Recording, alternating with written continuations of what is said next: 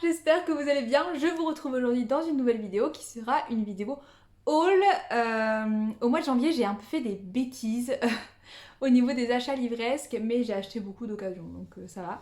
Au niveau de l'argent, on est plutôt sauvé. Je vais vous présenter tout ça. J'ai acheté beaucoup de classiques dans des très jolies éditions. Donc voilà, je vais vous montrer un peu tout ça et c'est parti. On va commencer avec les livres que j'ai achetés en plusieurs exemplaires puisque je les ai achetés par collection. Cela fait un moment que j'essaie de chiner, de collectionner un petit peu la collection des Rougon-Macquart, donc écrite par Émile Zola. Et c'est vrai que c'était un petit peu compliqué de les prendre un peu par-ci par-là puisqu'entre temps j'oubliais ce que j'avais acheté et je prenais des livres que j'avais déjà et puis finalement j'achetais pas les livres que j'avais pas, donc c'était un peu la galère et puis je les avais pas tous en de belles éditions. C'est pour ça que lorsque j'ai vu sur Vinted la moitié, donc le début de la collection des Rougon-Macquart à 10 €, je me suis jetée dessus puisqu'en fait avec la collection que j'ai déjà il me manque plus qu'un seul livre. Donc du coup j'ai acheté ces livres là, comme vous voyez ils sont super beaux. Certains ont été abîmés par l'humidité mais c'est pas très grave parce qu'en soi les pages n'ont rien.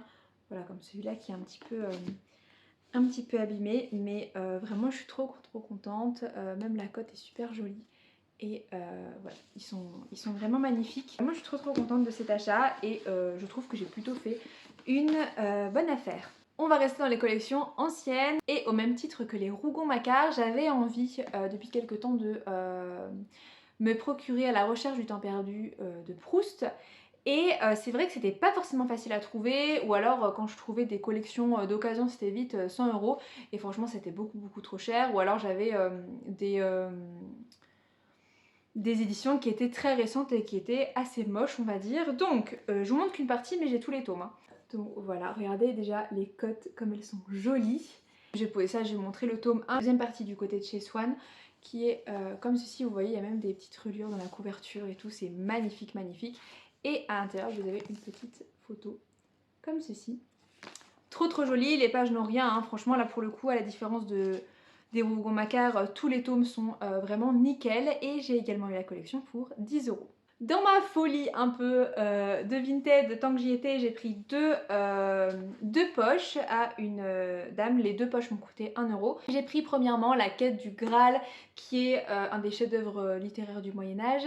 C'est tous les récits en fait qui concernent le mythe de la Quête du Graal. Donc vous avez les aventures de Galad, vous avez les aventures de Lancelot, les aventures de Perceval également. Voilà, vous avez un peu toutes ces choses-là, toutes ces histoires sur la quête du Graal. Et quand j'ai vu ça j'ai eu trop envie de lire parce que finalement c'est vrai que Lancelot et Galahad je connais bien mais Perceval pas trop, et puis la littérature du Moyen-Âge c'est trop chouette, enfin moi j'adore. Je trouve ça trop bien donc je suis trop contente. J'ai également pris chez la même fille sur Vinted une biographie encore de Vincent Van Gogh qui s'appelle Van Gogh ou l'enterrement dans les blés. C'est une biographie qui a été faite par Viviane Forester ou Forester, je ne sais pas, mais on va dire Forester, qui est comme ça, et apparemment c'est la biographie qui est pas forcément la plus authentique mais qui est écrite de la manière la plus poétique. C'est quelque chose qui a l'air d'être très immersif comme biographie, donc écoutez, je la lirai. À force de toutes les biographies de Van Gogh que je lis, je vais finir par faire un mémoire sur Van Gogh. Enfin, pour finir, avec l'occasion, j'ai une collègue qui est allée à Emmaüs récemment et qui m'a ramené Vincent Van Gogh à Auvers, qui est ce tout petit livre et qui retrace en fait les peintures que Vincent Van Gogh a fait à Auvers, un petit peu un récit sur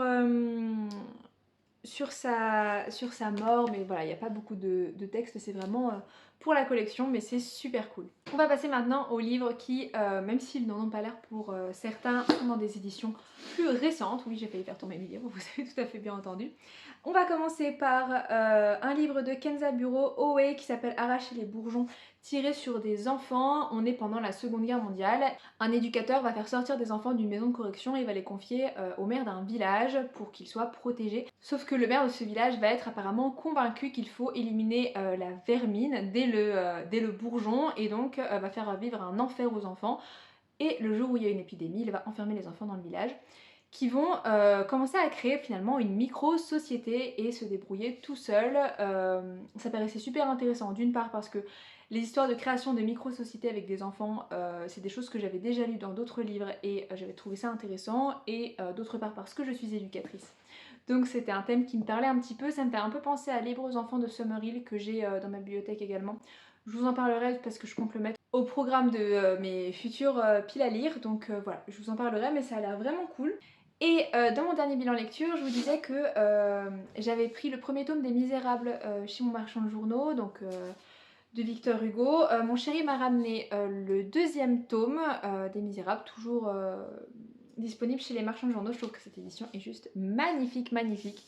Regardez-moi cette cote, magnifique, vraiment, même derrière, c'est incroyable. Et du coup, il trouvait ça super joli et il a eu raison, donc il m'a pris le premier tome de Notre-Dame de Paris en bleu qui est tout aussi magnifique. Voilà, je vous le montre un petit peu comme ça. Et en fait, c'est des bouquins qui sont également décorés à l'intérieur comme si c'était un livre ancien finalement. Donc c'est trop joli, ça rejoint un peu les livres des romans éternels que j'ai à ces étages de ma bibliothèque qui sont tout aussi magnifiques. Écoutez, c'est la fin de ce petit haul, j'espère que ça vous a plu, n'hésitez pas à me dire si vous avez envie de lire certains livres que je vous ai présentés ou si vous voulez peut-être qu'on se fasse un challenge de lecture tous ensemble. Pour le moment, je vous souhaite de très belles lectures et je vous dis à bientôt pour une prochaine vidéo. Salut!